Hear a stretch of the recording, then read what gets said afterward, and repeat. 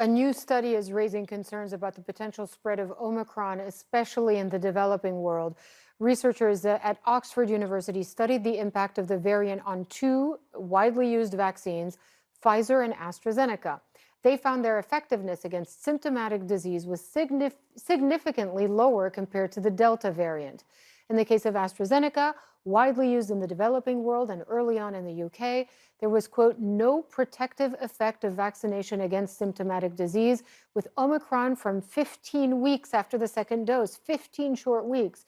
There is no evidence to suggest that the variant would lead to an increase in severe disease or deaths, though. Henrietta Fore is executive director of UNICEF, and she joins me now live from New York. Thanks so much for being with us.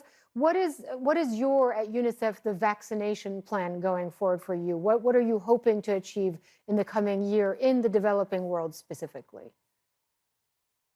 Hi, Hala. Yes, so at UNICEF, we are trying to vaccinate the world. We particularly want to be sure that the frontline workers, the healthcare workers, those who are involved with the social services, teachers are getting vaccinated. As you know, the numbers in the developing world are very low. Many of the countries, it's 3% of their Mhm. populations. So we need to get them protected so that the health systems in the developing world do not crash. They are often fragile and they really need the help of having health workers at work so that they can help the many people who are coming through their doors. And your job just basically got 50% harder when you read the results of this research and this study by Oxford University that two jabs of AstraZeneca doesn't really protect you from Omicron infection after 15 weeks out from the second jab. So you're really looking at a scenario potentially where the world will have to get three jabs before people are fully protected. How do you manage that? Well, it is a very big logistical challenge. So, Hala, as you know, we procure vaccines, we deliver them, we then work with the countries and the health ministries to make sure that the nurses and the healthcare workers are trained to give the vaccinations. And we work with social media and general media so that we can inform the populace that there's a campaign coming. And what has happened for many of them is that they are picking up little bits and pieces of information, and therefore they have a preference for a certain vaccine or another. But our experience is that all of the vaccines that are approved by WHO are safe and that they Mhm. work. We do not yet know how long they will work for which of the variants, but the faster we can vaccinate the world, the fewer variants that we will have and the better we will come out as a world. We will all come out of this together if we can just vaccinate all countries. And UNICEF is considering acquiring vaccines that haven't gotten the green light from the WHO yet, and the hope is that they will get that green light soon. There are lots of new vaccines that are coming onto the market, just as there are new therapeutics and diagnostics and many other therapies that are coming out. So everyone is evaluated. And once WHO gives the seal of approval, it then goes into our pipelines for procurement and for delivery to countries that are part of COVAX or part of AVAT, which is the Mhm. Africa version of the world's vaccine pool.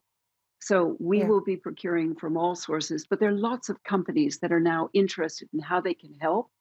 And therefore, we have lots of new products that are coming online. Where are your biggest challenges and why? In what parts of the world? Africa, number one, ground zero. We just have not gotten enough vaccines into Africa. Part of the problem is that there's a log jam in the supply of vaccines, and that's been the story of 2021. We could not get a hold of enough of the vaccines. 80% of the vaccines went to the developed world. So the Mhm. developing world didn't have it. And as a result, that put us behind. But then came the problems of making sure that a country has approved the particular vaccine that is coming to their country.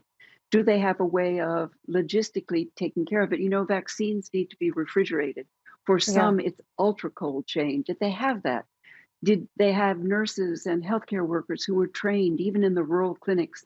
We now have little solar operated refrigerators for vaccines because, as you know, Hala, we do Mhm. lots of vaccines every year for children under 5. So there's a whole system, but many of these countries, it's difficult to get this system to work. Yeah.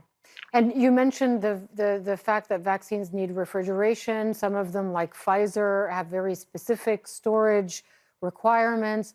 And at the beginning of the program, to the COVAX program, some vaccines would actually go bad. They would have to throw them out because they didn't have an opportunity to distribute them to the people who needed them. Are you also facing these logistical issues in your efforts? Yes, we face all sorts of issues that way. So, one is manufacturing to make sure that all of the vaccines that are manufactured are to the right quality. We double check that. Then you have to be sure that when they're in country, that the transportation has actually cared for the vaccines in the right way. And we double check that. And then that people are trained to know the exact dosage, that there are syringes, that there are safety boxes for the syringes. So the whole chain has to work well. But our sense right now is that we can do this. We know what needs to be done, and we have the countries hard at work on this. So, what we need right now is to be able to help the countries. So, funding to help some of these Mhm. lower and middle income countries who really have healthcare systems that are underfunded and are really stretched with healthcare workers that are coming in, but there aren't enough of them.